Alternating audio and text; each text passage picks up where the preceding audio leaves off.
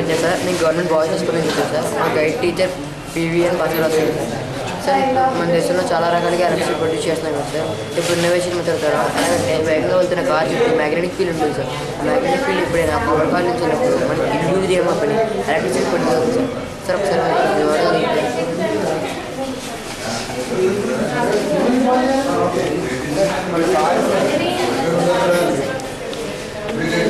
ఈ car copper coil నుంచి వెళ్ళినప్పుడు కారు వెనక్కి ముందుకు వెళ్తుంది కదా సార్.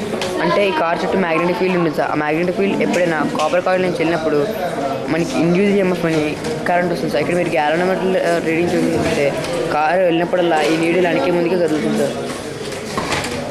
అంటే ఇక్కడ మనకి ఎలక్ట్రిసిటీ ఫామ్ అవుతుందని గ్యాలనోమీటర్ చెప్తుంది సార్. సార్ ఇది ఒక రకం పద్ధతి అయితే, రెండో రకం ఏంటంటే సైంటిఫిక్గా స్తంభానికి మధ్యలో గ్యాప్ ఉంటుంది కదా సార్. ఆ గ్యాప్లో చిన్న వీల్స్ పెట్టుకోగలిగితే ఈ కారు వెళ్ళినప్పుడల్లా వీల్ తిరుగుతుంది సార్.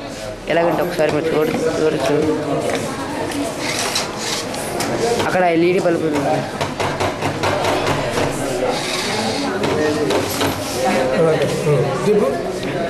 LED బల్బ్ వెళ్తుంది సార్. ఇక్కడ LED బల్బ్ వెళ్తుంది.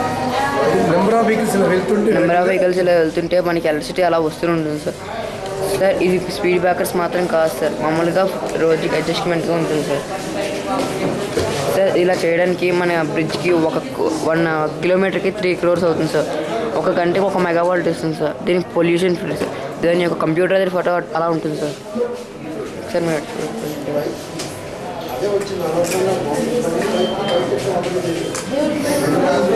ఇది 24 hours ఎలక్ట్రిసిటీ ఇస్తుంది సార్.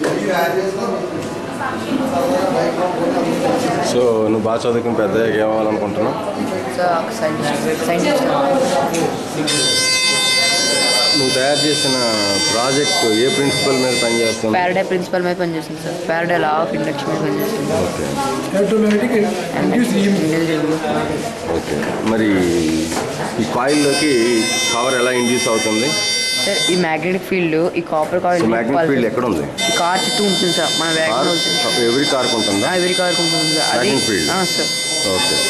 సో అంటే పర్మనెంట్ మ్యాగ్నెట్ ఏదైనా నువ్వు అక్కడ పెట్టావా సార్? అంటే మన కార్స్ వెళ్ళినప్పుడు వాటి చుట్టూ మ్యాగ్నెటిక్ ఫీల్డ్ ఫామ్ అవుతుంది సార్. ఎలా ఫామ్ అవుతుంది? ఎయిర్ యొక్క ఫ్లూయిడ్ ఫ్రిక్షన్ వల్ల ఫామ్ అవుతుంది సార్. ఓకే. అప్పుడు లేకపోతే అలా కూడా కుదరకపోతే కొన్ని వెహికల్స్ అలా ఉండవు. అప్పుడు మనం కొంచెం మ్యాగ్నెటిక్ యాడ్ చేసుకుంటాం సార్ వాటికి. మరి ఇదే ప్రిన్సిపల్ ట్రైన్ కూడా వాడచ్చా? ట్రైన్ పనిచేస్తారు.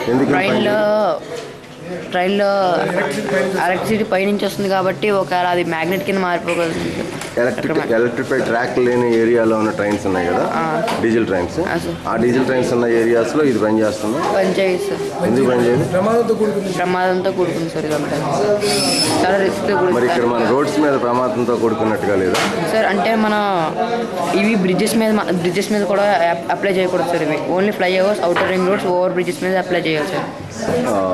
యాక్చువల్లీ ఈ రింగ్ ఏదైతే నువ్వు కాపర్ వైర్ చుట్టావో అది ఇంకా పెద్దగా చుట్టవచ్చా? చూడొచ్చు. మన చుట్టుకుంటే మనకి లాభాలు ఉన్నాయా? పెద్దగా చెప్తే మనకి లాభం ఉంది సార్. అంటే ఒక గంటకి 1 మెగావాట్ ఇస్తుందంటే ఒక 25-30 విలేజెస్ ఒక రోజు ఎలక్ట్రిసిటీ వస్తుంది సార్. అనేది ఆ కాయిల్ డయామీటర్ పెంచితే సార్ లాభమే సార్. ఎక్కువ ఎలక్ట్రిసిటీ వస్తుంది సార్ మనకి కాయిల్స్ పెంచడం వల్ల. ఓకే. ప్రాజెక్ట్ లేదు. సాధారణంగా అందరూ కూడా నెట్లో డౌన్లోడ్ చేసి మనం చూపిస్తున్నారు. ఇది మేము వరల్డ్లో లేని దాన్ని ఇలా డిజైన్ చేసాం. అంటే ఒక వెహికల్ ఇటు వెళ్తుంది, ఒక వెహికల్ వస్తుంది. 200 Pro వెళ్తున్నప్పుడు సైన్ వేవ్ ప్రొడ్యూస్ అవుతుంది అన్నమాట. ఈ కాయిల్స్ పెడితే ఇది కిలోమీటర్కి 3 కోట్ల రూపాయలు ఖర్చు అవుతుంది. ఖచ్చితంగా 1 మెగావాట్ తక్కువ కాకుండా ఒక గంటకి 1 మెగావాట్ విద్యుత్ ఉత్పత్తి చేసుకోవచ్చు. దీనికి ఇనీషియల్ పెట్టుబడి తప్ప తర్వాత మెయింటెనెన్స్ తక్కువ, అది ఎక్కువ మెయింటెనెన్స్ ఉండదు, పొల్యూషన్ ఉండదు. అయితే మేము ఏం చెప్తున్నామంటే విజయవాడ నుంచి మద్రాసుకి హైవే 6 లైన్స్ చేస్తున్నాం. సెంట్రల్ లైన్లో అనేక ఫ్లైఓవర్స్ వచ్చాయి. ఇది flyovers, outer ring roads, over bridge అన్నిటికీ కూడా ఉపయోగించుకోవచ్చు. ఇలా ఉపయోగించుకోవడం వల్ల ఏమవుతుందంటే ఆ ఏరియాలో చుట్టుపక్కల ఉండడానికి ఈ విద్యుత్ ఉపయోగించుకోవచ్చు. దీన్ని ఏసీగా మార్చుకోవచ్చు, డీసీగా తీసుకోవచ్చు, దాన్ని స్టోర్ చేసుకోవచ్చు, ఉపయోగించుకోవచ్చు. అయితే ఇందులో పరిమితులు లేవు. రాత్రిపూట ఎక్కువ వాహనాలు వెళ్తుంటాయి. రాత్రిపూట మనకి కన్జంప్షన్ ఎక్కువ, ఎలక్ట్రిసిటీ కన్జంప్షన్. కాబట్టి రాత్రిపూట కూడా ఎక్కువ వాహనాలు వెళ్తాయి. కాబట్టి నిరంతరం వాహనాలు వెళ్తుంటాయి. కాబట్టి దీనికి ఒక పరిమితి లేదు. ఒక సోలార్ లాగా ఇది అయిపోతుందనే భయం లేదు. కాబట్టి ఇది చాలా మెయిన్ అది. కాబట్టి ఇది అంటే ఇప్పుడు రాబోయే కాలంలో మనం విద్యుత్ మీద మన రాష్ట్ర అభివృద్ధి కానీ దేశ అభివృద్ధి కానీ ఉంది కాబట్టి విద్యుత్ ఎన్ని రకాలుగా వీలైతే అన్ని రకాలు ఉత్పత్తి చేసుకోగలిగితే మనకి మంచిది. ఇక దీనికి నా ఉద్దేశంలో దీనికి ఎండ్లెస్ రిసోర్స్ అనమాట అని అనుకుంటున్నాను. సో ప్రభుత్వం మరి ఒక 250 మెగావాట్లు తెచ్చుకుందుకు మనం చాలా ఖర్చు పెడుతున్నాం హైడ్రో పవర్కి. దాంతో పోలిస్తే చాలా చీప్ అని నా ఉద్దేశం.